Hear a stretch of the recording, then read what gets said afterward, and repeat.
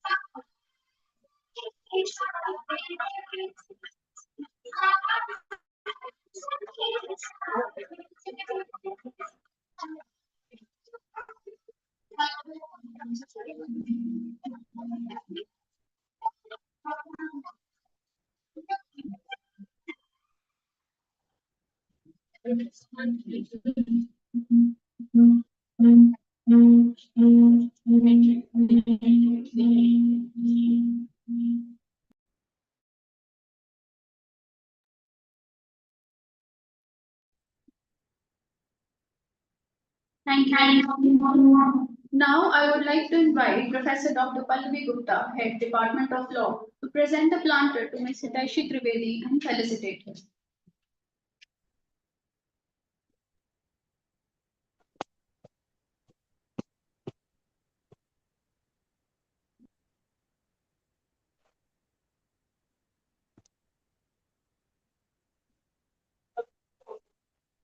ഇല്ല ഇല്ല ഇവിടെ ഇൻഷുറൻസിന്റെ ഇതില്ല Thank you.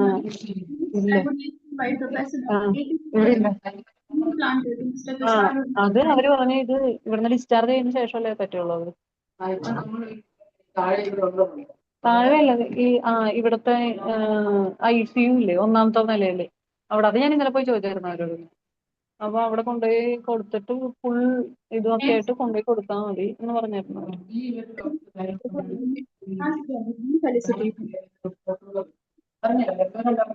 പറഞ്ഞു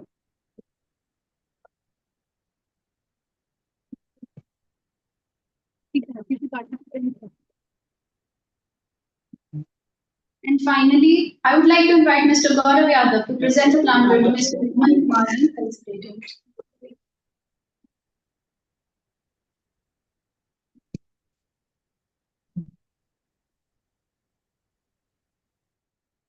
Thank you to our respected dignitaries and a very warm welcome to you all.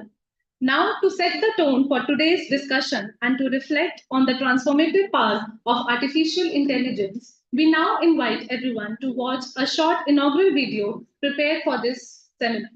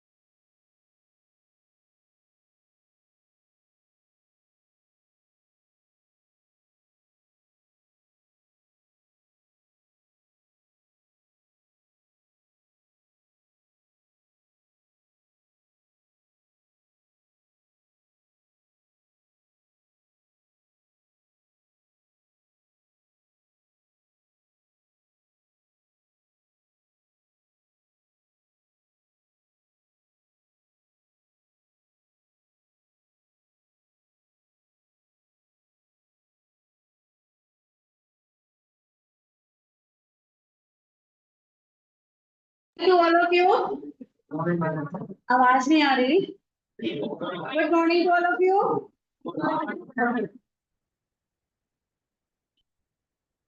Esteemed guests on the dais, chief guest for the day, Tushar Rohila, engineer, and alumni from IIT Roorkee. Guest of honor, Mrs. Sakshi Trivedi, Director, IPE THI CON Private Limited. Honorable Chairman, Sir, Dr. Amit Gupta, Campus Director, Professor Sachin Yadav, and other guests, our other guests, Aman Kumar Advocate, Delhi High Court, Avinash Kaur, Advocate Supreme Court. Of the dais guests, dear students and faculty members. On the occasion of seminar on artificial intelligence and AI. Here, those are present here are very much aware about what is AI. And they must be knowing about the attributes of AI, how much involved there, and the technologies which are involved here. It's not only computer science, it's not only machine learning, there are so many technologies. And the first time this term was coined in 1940, long year back, artificial, in a conference like this. After that, there was a first word taken to define AI. Sometimes it is told as it is a synthesis of different technologies which act like a human and now act like an animal. Now the question comes whether AI is useful for us or not. Yes. In nowadays, AI in our daily life, from narrow AI to generative AI, it gives lot of help to our person. बगैर AI के तो हम सोच भी नहीं सकते nowadays. अभी जो हमारे पार्टिसिपेंट आउटसाइड आए हैं तो उन्होंने 101% नेविगेट किया होगा how to reach gate and Noida. कुछ लोगों ने तो स्पीक बोल के कहा होगा and someone type. So speech recognition, voice recognition, so many things are there, so very helpful in the domestic life as well. Now the question is, and there are debates over what happens if AI does some wrong. Because AI is using in various sectors, employment sector, health sector, finance, many more. If there is medical negligence on the part of doctor, there is law in BNS to fix their liability for the negligence. What about if there is a robotic surgery? An injury has been done by robot. Or the negligence on the part of AI. If there is some crime in the finance sector, injury has been done by AI. Some fraud has been committed. In the employment sector, the AI are using as a labor and so many things, HR person as well. So what do we need new employment law? Because the day we have labor laws are concerned with the natural person. And what happens if AI is biased? If biased data has been fed in the AI, there is a question of discrimination. Discrimination with many persons. It is violated human rights. It is violated fundamental rights. Constitutional law is there. Whether it is governed by constitutional law. So there is a question of rule of law and AI. How AI will be governed by this? Can a chatbot or chat robot be liable if commit error with the personalized data of the person? Breach of privacy. What are this? What happened if AI violated constitutional rights and other legal rights? What happened when AI damages the reputation of a person of fabricating putting the fabricating evidence in the court of law by creating deep fake video. So debates are there. So we can say there are legal challenges now. Can copyright be given to AI generated content? Because whatever IPR laws we have, it is talking about that these rights can be given only to the natural person. Can AI execute the contract and be bound by its contract? Because there are two parties in making the contract, all are bound with the concept, with the terms and condition of the contract. Whether AI can be bound by this? Do we need to amend industrial or employment laws? Can artificial intelligence be given to the legal? Can be given the legal rights or duty? Means there is a debate on the personal legal concept, personalhood to the AI. Can AI be given legal personality? Local standing can be given to AI.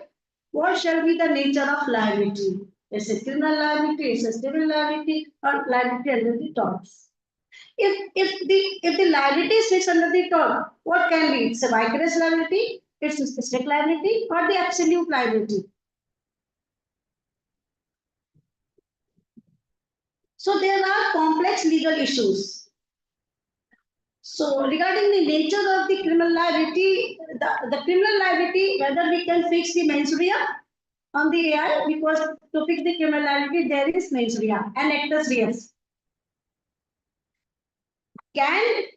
When AI can think, it is said that AI can think like a human person. So can we fix the mens rea on the part of AI, or whether the developer to the AI, or whether it is the person who is training the AI with the several data, or it is the user of AI? Under which law we will govern? So we have to think over that. And what shall be the attribute of the AI? The general rules that since an AI cannot meet the criteria as a legal person, it cannot be held liable in its own capital. Then who will be? So whether the lifting of the corporate will be applied here? If for example, if the liability has been fixed on AI, how it will be attributed, how it will be compensated? Whether it is a principle of composite negligence, whether it is a principle of contributory negligence. What would be held and who will be held if the technology developer, trainer of AI data, deployment of the AI, or the retailer or the end user of the AI, if there is something wrong? So as a conclusion or suggestion, we can see that we cannot live without AI in this era. We have to go with this AI only. So there is a liability on the part of other person. Number one, although we have some law, IT laws and data protection laws, but we don't have strict law like the European Union have to handle the regulatory measures of the AI if something wrong has been done by AI. So there is principle of strict liability. But India don't have that. Although we have policy consideration by NITI Aayog and some instructions are given by the Supreme Court and the other courts as well by leading, because advocates are using AI and the judges are using AI by writing the judgment, and some wrong has been done. Although US court has been fixed the $12,000 penalty on the advocates, in fact, not to use, and they have given, if you are using the AI, you have to give the taking consent of the person, parties, you are using the AI. You have to give that disclaimer that you have to give the verification. So while using the AI, then the final decision which is out, then it will be the human supervision and human control has to fix over that. And there is a double face liability also at the time, it is on the part of engineers and on the part of the legislature. They have to sit together, policymaker, lawyers, and engineers. The best AI they have to make for the society. And they see, we are not thinking about black box AI. We have to think over the white box AI. That is explainable AI. so that society can be benefited more. So with this, I hope there are participants across the country, and we have the other experts also. They will highlight on these points during this discussion in the seminar. So thank you very much.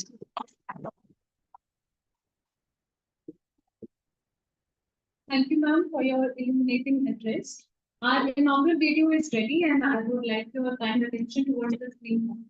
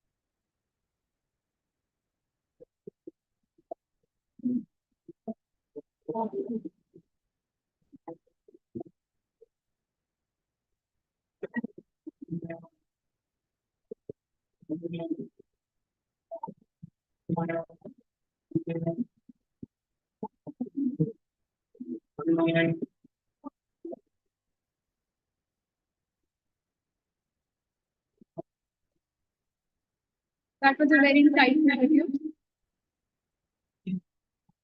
We now move forward to the most enriching segment of today's program, the expert deliberation. It's our privilege to introduce Ms. Hiteshi Trivedi, an esteemed expert whose work in the domain of law and emerging technologies has been widely appreciated. Ms. Hiteshi Trivedi is a professional with an experience of around 21 years in human resource development and education. With over 10 years of experience in human resources, she has worked extensively in areas such as recruitment, employee relations, and organizational learning, contributing significantly to talent development and professional growth within organizations. She has also been involved for about 6 years in soft skills and behavioral skills education, developing academic material focused on social skills, thinking skills, and emotional intelligence for students. She has also been associated with the global organizations such as Mark McDonald, a leading international multidisciplinary consultancy firm. Ms. Hiteshi currently serves as the director of IPTSE, Intellectual Property Talent Search Examination, an initiative of IPATHICOM. Through this initiative, she has been actively engaged in promoting intellectual property awareness and innovation culture among students and young learners across India. Academically, she holds a Bachelor of Science from the University of Delhi and a postgraduate diploma in Human Resource Development from All India Management Association, New Delhi. It's a privilege to have you among us, ma'am, and we now invite you to kindly share some words.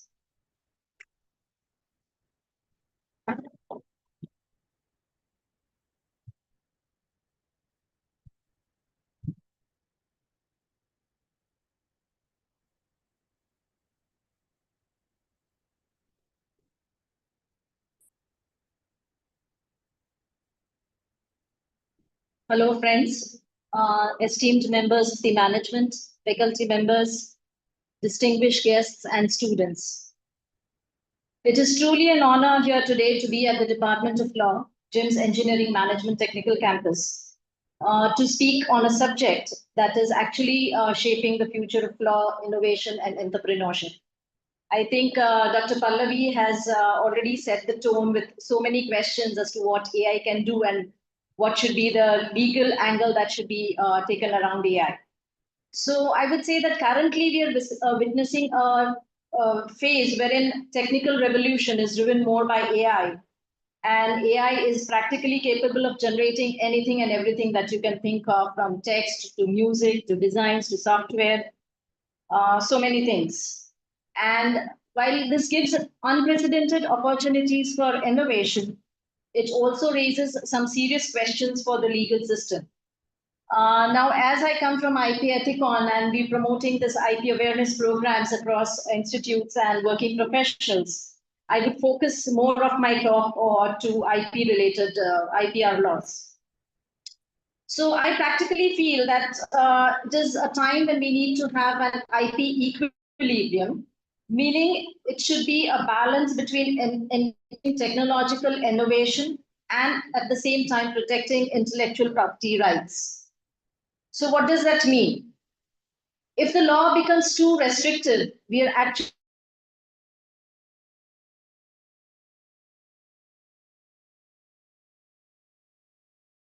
what they have created. They lose on their intellectual property. They don't get the benefits of what they have created. So it is right to adapt intellectual property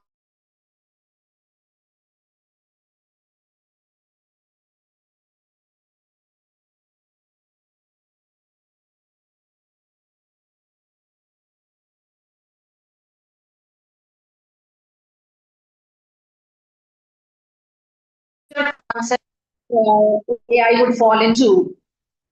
It's the patents and the copyrights.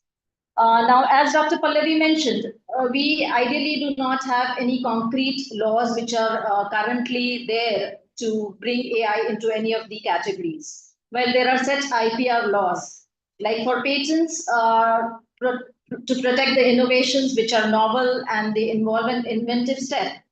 We have this Patents Act 1970, right?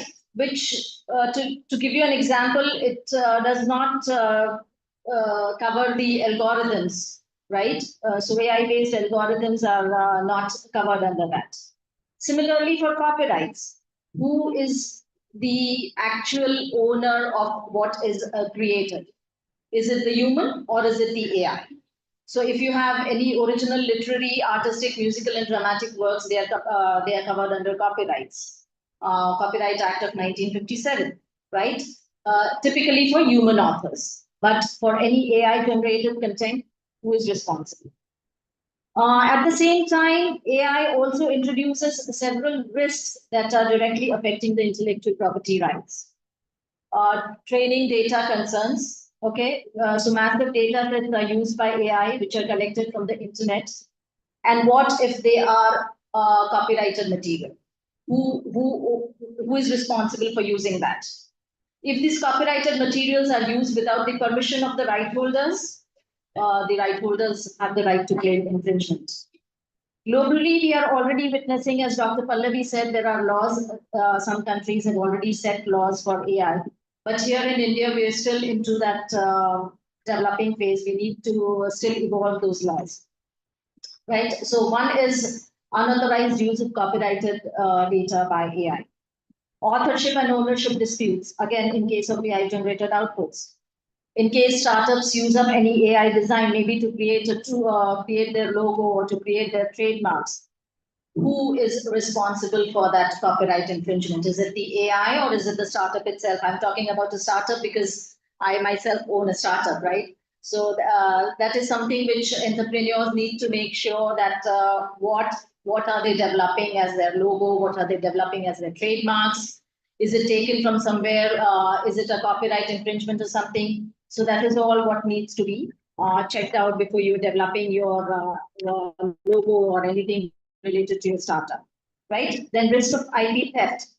Startups generally rely on third-party AI tools to accelerate their product development, and that creates a risk of confidential data being used on a platform for trading models.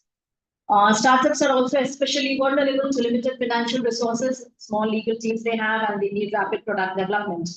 So this makes them to prioritize innovation over seeing the legal compliance of things. And this exposes them to more AI-related risks, IP infringement risks. Globally, the intersection between AI and IP law, as we've seen, has been evolving. Studies indicate that AI-related intellectual property disputes have increased significantly in recent years, particularly related to copyrights and trading data usage and patents. AI is also at the same time being used as a tool for IP protection. So the challenge here is to find out a solution for AI which has some kind of intellectual property enforcement laws set around it, right? Then there is, I would say, the future of intellectual property, especially in the AI era, will depend on three pillars, basically, the human supervision and accountability. You cannot get rid of human intervention, right? There has to be some human supervision, even if there is AI involved, there has to be human supervision in the products generated by AI. Secondly, IP must evolve to accommodate emerging technologies and possibly include clear authorship rules for AI-based assisted works and protection mechanisms for startup innovations. And the most important, which I feel, is it should come at the cost of fairness and transparency. For startups navigating in this landscape, a few practical strategies are important to take care. Understand how AI tools process and store your data. Use your data sets that are properly licensed or legally permissible so that you do not fall into infringement category there. And you have to avoid uploading any confidential business information to public AI systems. And most importantly, actively participate in discussions like this where AI governance and laws reforms are being talked about.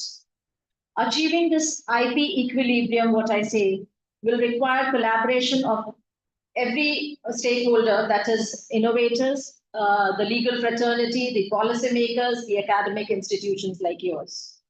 So in evolving this ecosystem and awareness and education about intellectual property becomes very important, and that is why I see IPTSC, which is our, which from where I come from, I'm the director.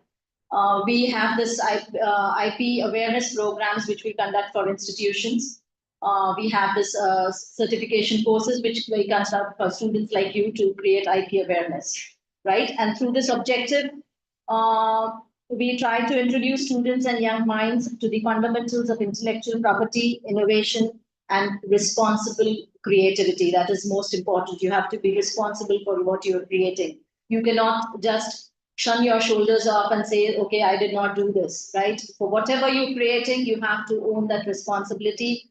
And at the same time, take care that you're not taking away somebody else's rights, right? So that is equally important.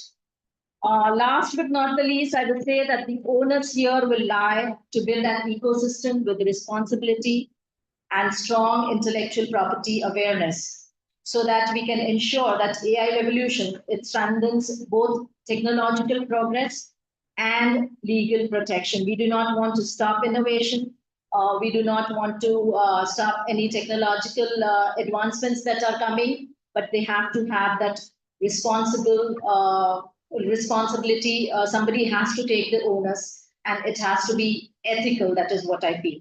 Thank you. It has been great talking here, and I look forward to other experts speaking more on this. Thank you so much.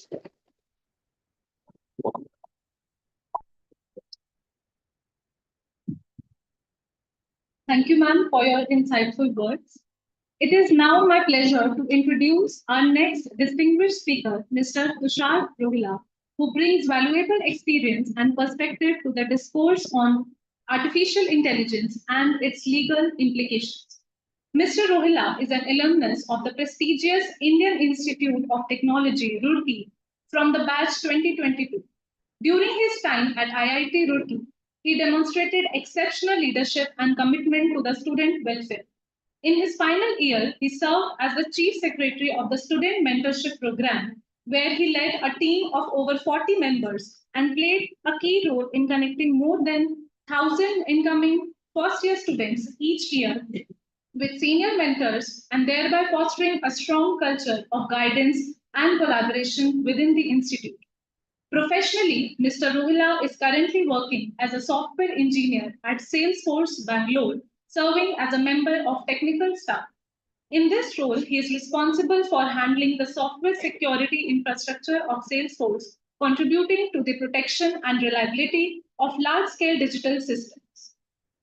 Prior to this, he worked with SAP Labs Bangalore, where he served as a platform engineer too, gathering valuable experience in building and managing complex technological platforms. Apart from his professional accomplishments, Mr. Rohila has demonstrated excellence in academics and sports. He secured state rank 9 in Haryana in International Mathematics Olympiad in 2017 and is an accomplished badminton player, having won the SAP Corporate Badminton Tournament 2025 in the men's single category. Now it is my honor to invite Mr. Tushar Rohila to share his insights with you. Thank you.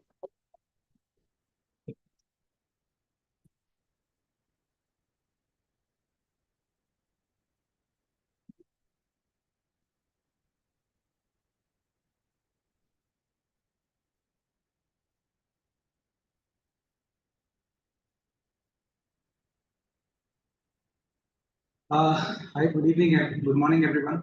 Sorry, it's not evening yet, yeah.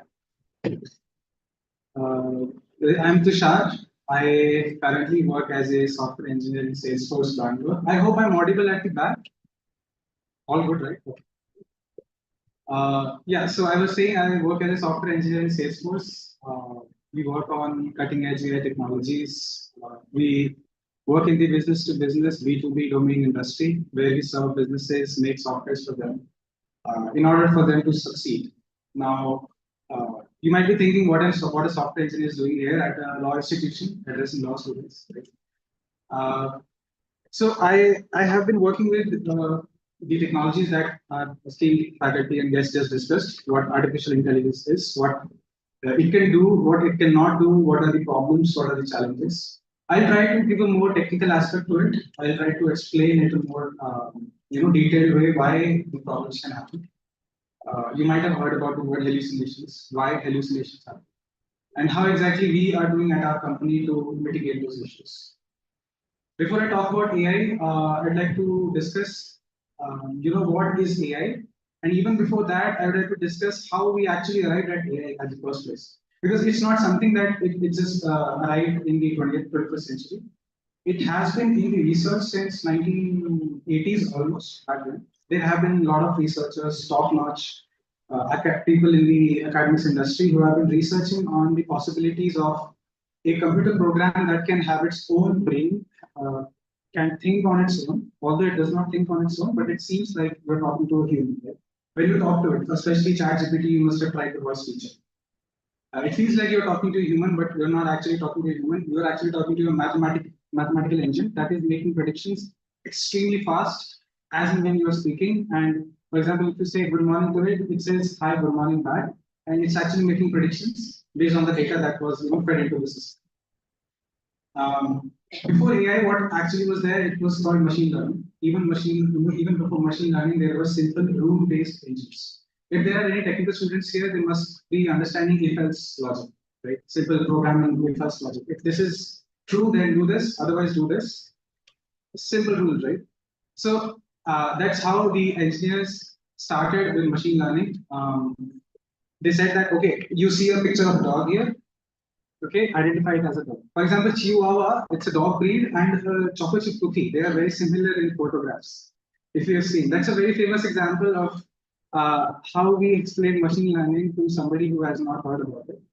So Chihuahua and Choco Chip Cookie are very similar looking, and it's difficult for even for me. If I give you a certain picture, right, it's very difficult for me to identify whether these two are its eyes or whether it's chocolate chips. We don't know. So we feed billions and billions of images like that into the system, and they generate answers like whether it's a dog or whether it's a cookie. And of course, the answers might be wrong, and that's where we humans came in and told the program that, hey, program, you did this wrong. Please adjust and retry. And that's what we call as supervised learning, that the humans come in and they introduce some information to the model, and it retrace the loss. That's for simple machine learning, but then came deep learning. I can explain deep learning by saying that you have simple brain, right? We have neurons inside our brain. They have electrical signals being processed continuously. Similarly, we have artificial neural networks in computer science. They're actually behaving like neurons, thinking in real time, generating information, and deciding based on the rules. So what we did in machine learning, it was entirely automated inside deep learning. So it was a huge leap and improvements over machine learning. But soon, across these years, so this was around early 2000s, 2002, 2005, like that. Which is there, Thanks. Okay. So yeah, I was saying, so this was early 2002, 2005 times when there were simple machine learning, deep learning models being introduced. After that, there were a lot of researches, but no breakthroughs as such. Okay, engineers in Google, I have friends in Google and Facebook. They were constantly working on these models. They're seniors, trying to improve the models, but there was no success as such. But in 2017, that was the breakthrough. One of the engineers in Google DeepMind program, they introduced something called as language model, right? A language model can use the capability of attention. It's a technical term. Attention is basically you look at the previous text, see if whether it's right or not, and generate the output after that. All automated, no human intervention like machine learning or deep learning. And that was the breakthrough because we got attention, we got language models. And the day we see, today we see large language models, right? Because they can process petabytes of information in few seconds. And it's incomprehensible for our human brain to think how much information that is. It's basically, you can say that every single human being on earth, they have their own life, they have their own families, their own professions. You're processing that information in 1 second. That's how much information these models can process. It's very exciting because at Salesforce, what I am arriving at is we build these models day to day, use these models day to day, and we try to improving them as and when we are working with them. So we make these models, we train these models, and that's when we and that's how we harness the capability of these models in our day-to-day work. In Salesforce, I handle the security. My team handles the security. So whenever there is any kind of attack, be it cyber attack, be it physical attack on data centers, my team is the first line of defense who is there to protect Salesforce. Because by the end of this financial year, Salesforce will be touching $60 billion in revenue. And that's a pretty huge company by revenue terms. So we want to protect that money. We want to protect the customer's trust. We have a value called as trust. So we really want to protect the trust that our customers have shown in us. So in fact, in current war, World War III, as you might be knowing, it's going on, right? There were attacks on Dubai. So there was one attack on our Dubai data center as well. Our team was there to mitigate those issues. So that's the kind of work we're doing. And every single day, we harness the capabilities of AI. We can predict that whether, if this certain node was hit, what is the prediction of it going down? What is the prediction of possibility of it being, accessed by hackers or maybe losing customer information, because that's extremely important. So that's the kind of work that we do in our company. And so that was one application that I use AI every day. Coming to the domain that that's the theme of this today's talk, conference, seminar. Law and order is a very different domain that I work with, but I know the kind of capabilities AI has, and it can the impact that it can do in the domain of government. As I said, AI can process petabytes of information very, very quickly. So law and order, there are I don't know, I don't have an accurate idea. I'm sure you must be having better estimates than me, but I think there are millions and millions of documents, online, offline, stuck in drawers, stuck in cupboards, within government offices, within online libraries, digital archives. AI has consumed it all. Before you know it, AI has been consuming it since early 2000s. You might think that, okay, 2021, ChatGPT came out, oh, it knows everything, they might have trained it. It has actually been training since 2000, early 2000s. And because it takes a lot of time to, and takes a lot of electricity and water to consume that information, because the computers, the servers get hot, and it takes thousands of gallons of water to keep them running. So AI has already consumed so much information about law and order. All the documents available within India, within US, within any kind of democracy, any kind of country in the world. So it becomes very important as to how we use it. As the other esteemed guests just discussed, that there are a lot of issues with AI because AI can hallucinate, right? What is exactly hallucination? So in Salesforce, what we do is our customers use our models, and what we ensure them is nines of success or nines of availability. What I mean by that is our model is 99.9999% accurate, but there's always a 0.0001% chance that it might be presenting wrong information. And that's called nines of success or nines of availability or whatever you want to term it. So at that kind of agreement, you really have to be very, very careful with the kind of information that the models are producing. And that's what we call as hallucination. That 0.0001% is what we call as hallucination, because that's the possibility that the model might give you a wrong answer.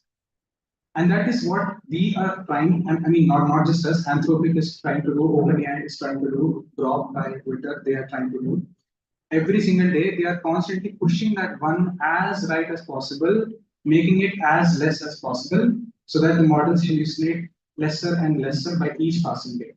When it comes to domain like law and order, it becomes very important for those models to actually improve, right? Because I don't use data as such, because if you ask me write a piece of code for this, I'll write the same piece of code that anybody else will do.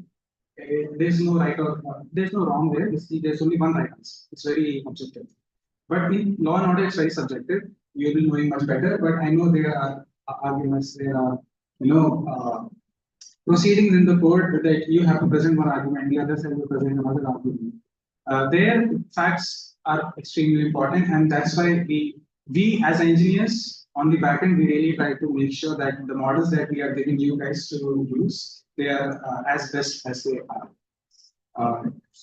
So that is what we are trying to do each and every day.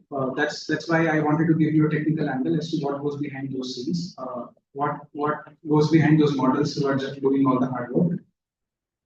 Now, yeah, so mostly I want to discuss that, and maybe I can give you an idea how exactly we are trying to limit those models when they go wrong, right? So we introduce neural checkpoints.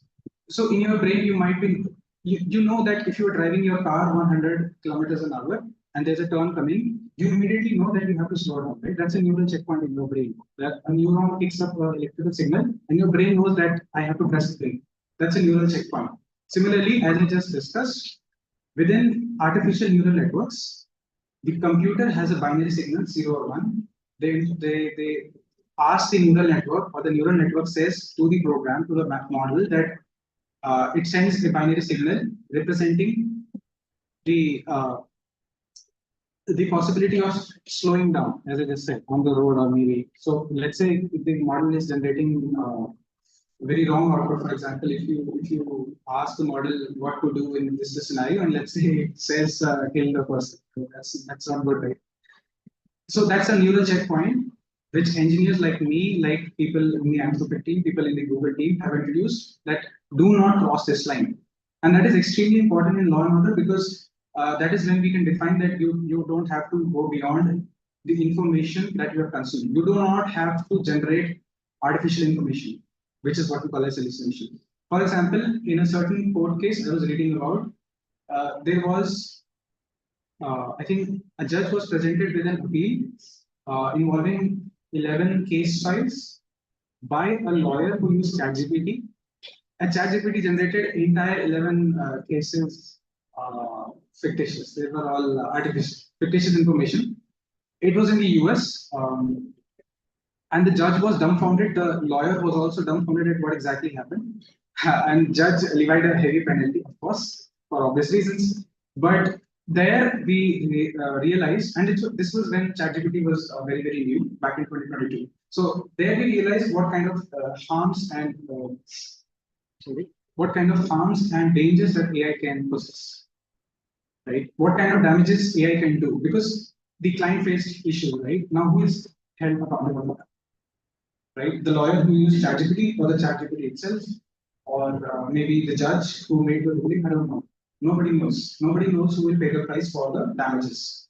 So in that case, that's why we draw a boundary there. We introduce little checkpoints. We keep increasing the ones to the right to make the models as accurate as possible, as good as possible, and that's what we do in our own companies. And yeah, I'm sure. So that was the technical perspective of how we do things within the AI domain. And I'm sure the students presenting today will have a lot more information to share with us based on the actual usage and the kind of things that they are using AI for. Because we are building, they are using. So I'm sure they will introduce a great perspective of how they are using it with us. So that's all from my side today. It was great talking to you guys. Thanks so much.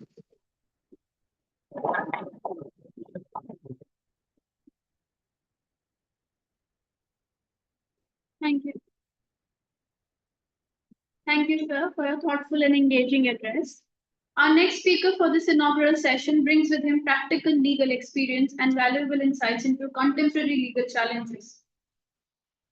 Advocate Avinash Gaur's professional journey in law reflects a blend of military legal services, regulatory experiences, academia, and active litigation. He previously served as a legal officer with the Indian Air Force and has also been associated with teaching law at the State University of Haryana, contributing to legal education and mentoring students. Advocate Avinash initially joined as a legal manager with the IRDAI, the insurance regulator in India, dealing with regulatory and compliance matters in the insurance sector after completing his law degree from the Faculty of Law, University of Delhi. And he also holds a master's degree of law from National Law University. Presently, he is practicing before the Supreme Court of India, the Delhi High Court, and the Armed Forces Tribunal. Through his litigation practice under his firm name, Asterisk Legal and Financial Advisors, he has been involved in several significant matters and has secured multiple landmark judgments, reflecting his continued contribution to the development of law and legal practice. We are honored to have you among us here today, sir, and we request you to kindly come and address the gathering.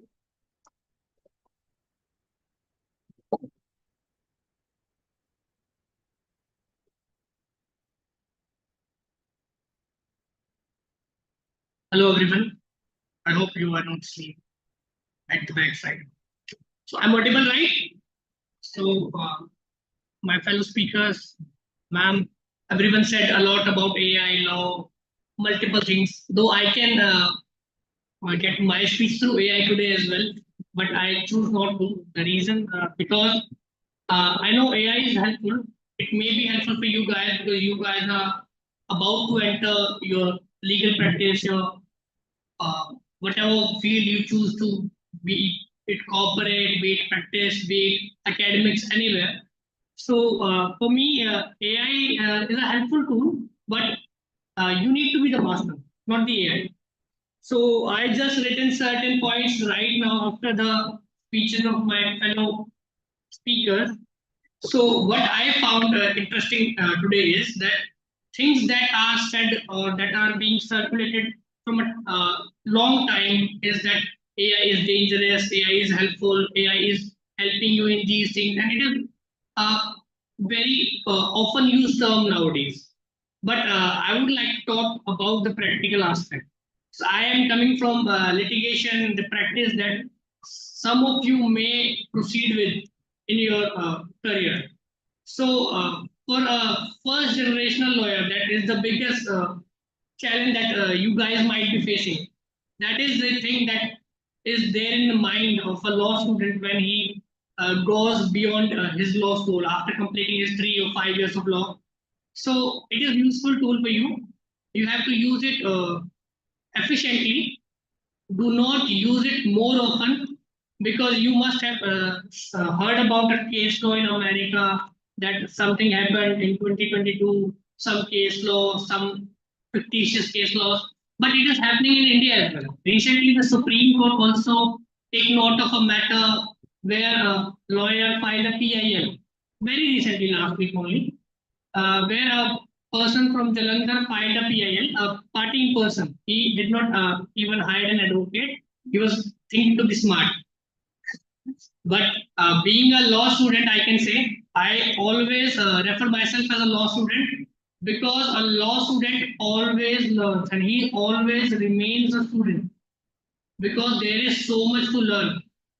And a law student learns in each and every case, in each and every day, because there is a new law, there is a new judgment each and every day. And I hope you guys are aware of that a precedent is also a law.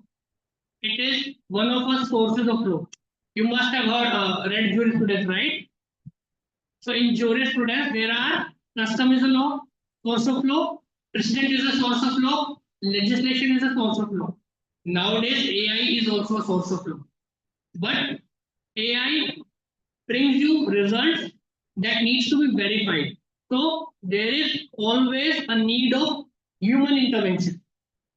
The most basic thing about AI is that it creates results, but it cannot verify the results. Even if you take a result from an AI generated text and rephrase it and give it back to the AI platforms, whatever is available, the ChatGPT, Zero, and there are multiple advanced search results nowadays.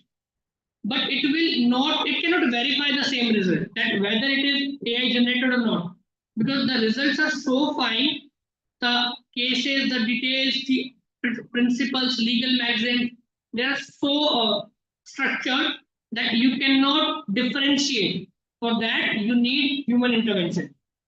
In practice, you might need these things for certain tasks, just like if I give you some certain examples, certain automated tasks, because when we used to draft certain writ petitions, for when I was working with the government, I was working and we were filing writ petitions in each and every case, because in government institutions, you do not have to ask questions, you just have to follow the instructions.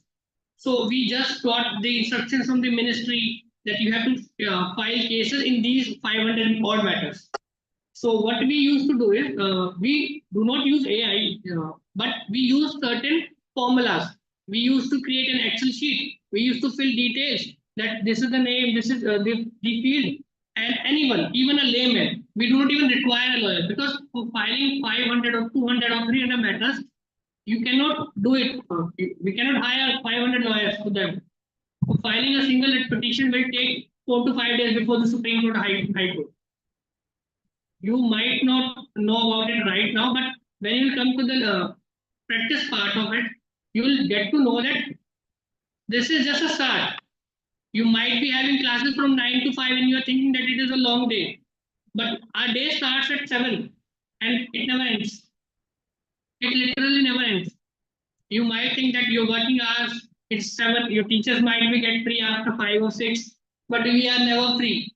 We do not have any time limits, and for that limiting the time, for saving the time, for be time efficient, because you have a case presentation tomorrow morning, so you cannot take endless time. For summarization of cases, you can use AI. That is the best use of it. You can summarize your case summaries, because there is a judgment of 500 pages, 5,000 pages. The Ayodhya verdict was how many pages? Do you know anyone of it? It was 5,000 pages long. 500 pages long judgments are very frequent in Supreme Court or High Court. In district courts or lower courts, you might see a judgment of 10, 15, 20 pages. But if you go to the higher courts, you will find that it is average. The average judgment is 500 to 600 pages. You cannot read it in an entire day, even if you try to. Though we can do that, we are doing it from the last couple of years. We can do that 500 pages a day, 2 to 3 hours, but there's a trick that we use, that we have, that by the time of experience that we gain. But for initially, you can summarize those things. You can remove those repeated tasks through AI. Just fill the form, enter the details, and your notices, your letterhead, representations, and whatever these odd tasks that are paralegal jobs that you can do through AI. But I never suggest the use of AI without verifying it. You have to verify, because when my juniors, my interns comes to me with a document and said that, sir, this is what we prepared, I never ask them whether you use AI or not. They may use, but I ask them a question: did you read each and every word of it? If the answer to that is yes, If the answer to that is yes, then it's fine with me. Then I will vet it once final. But if you said that no, sir, I have not read an entire word verbatim, then I will not read the document. That is my strategy in my work, and I hope all of you will follow these things. The ethical practice requires human intervention. AI is good as a tool, but don't become used to it. That you will lose that critical thinking. That is important. That is nowhere discussed nowadays. Critical thinking is missing in the professionals. Even the academics are not discussing that because we are so much relying on the tech that we are not thinking about the articulation that a lawyer uses. You all of you heard the word articulation. Articulation is the usage of tones, that how you use a word in a court of law. Different articulation voice modulations helps. It's not that you just go read it like an AI tool. Just go read whatever is written. Everything matters in practice. It's not the word, it's not the text. And as I belong to military background, so I can say compassion also with humor is also important in court. In practice, though drafting is the most important thing, but how you represent your case is going to win you that case. No matter what you write, no matter what you have there in the argument, no matter how strong your case is, if you cannot present it well, though AI helps you in giving you the details, in giving you the things that are required, but you have to present, right? AI can never replace you. There is a fear among professionals, peers, that AI will replace humans. What will happen to our job? A lawyer's job is safe. I can assure you this. Even teachers, academicians, your job is also safe. You are going to tell them how to use AI. So AI is nice, it is good, but it is not that reliable that you think of. I have tried it, tested it, and then I am telling you.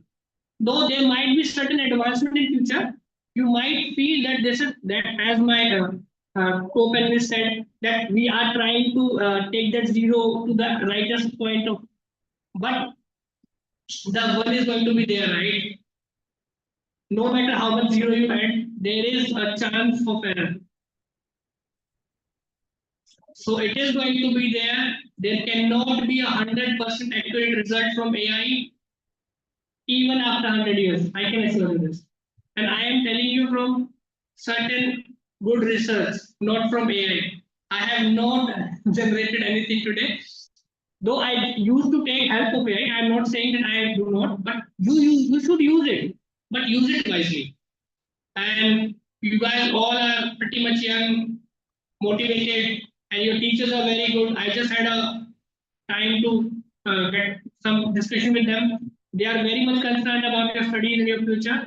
You should focus on your studies. Listen to your teachers.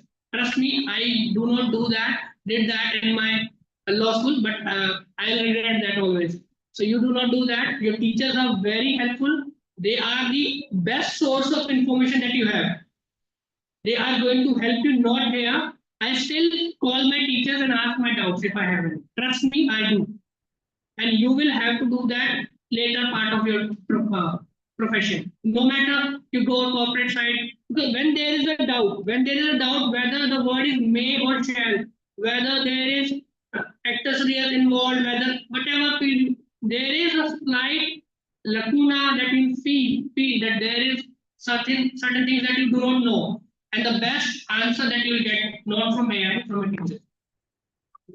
So rely on your teachers, they are the best source of information. AI is fine, use it wisely.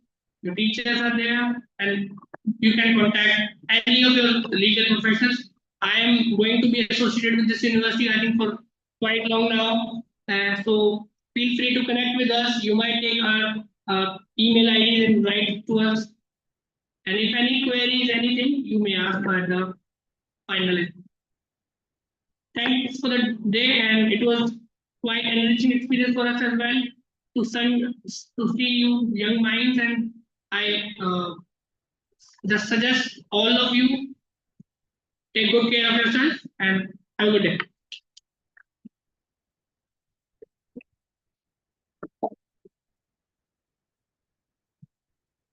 Thank you, sir, for sharing your perspective with us.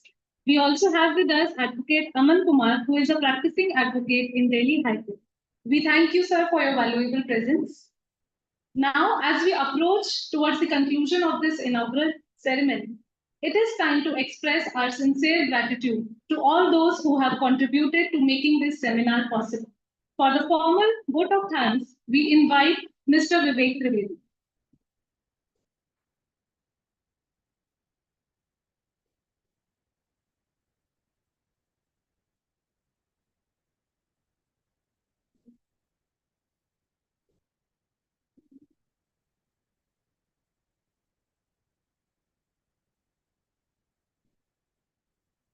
It's it.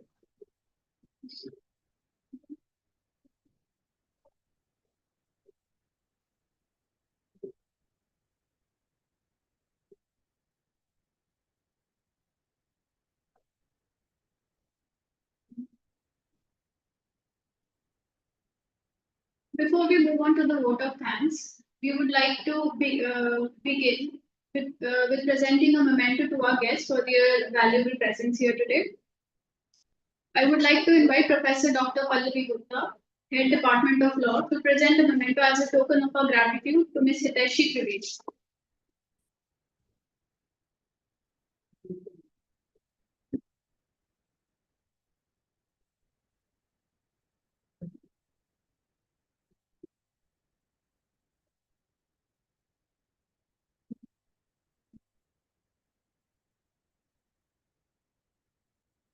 Next, I would like to invite Professor Dr. A.K. Tyagi to present a memento to Mr. Tushar Rohila as a token of our gratitude.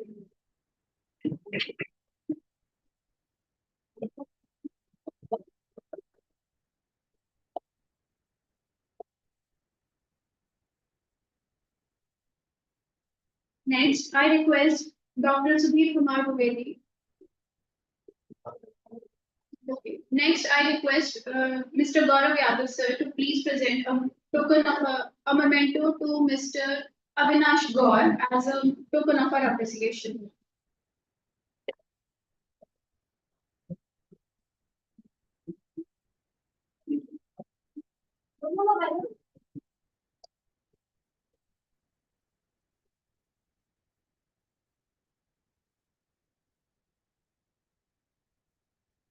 Now, I would like to invite Mr. Vivek Trivedi to present the vote of thanks.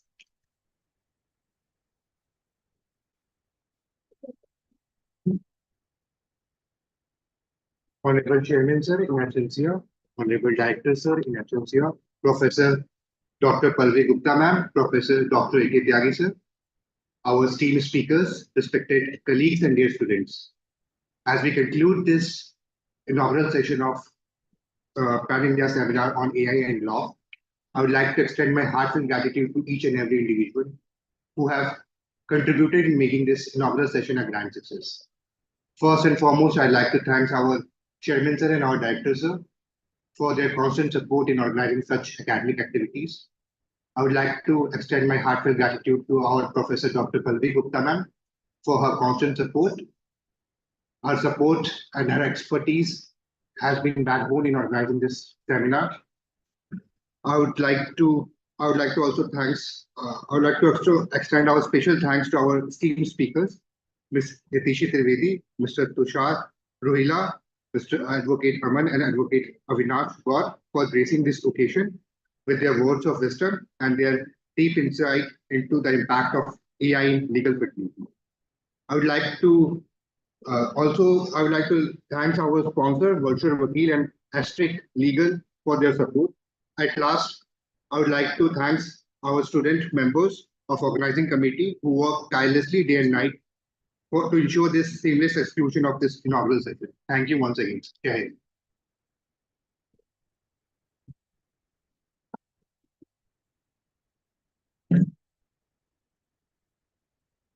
With this, we conclude the inaugural ceremony of the Pan India Seminar on Artificial Intelligence and Law.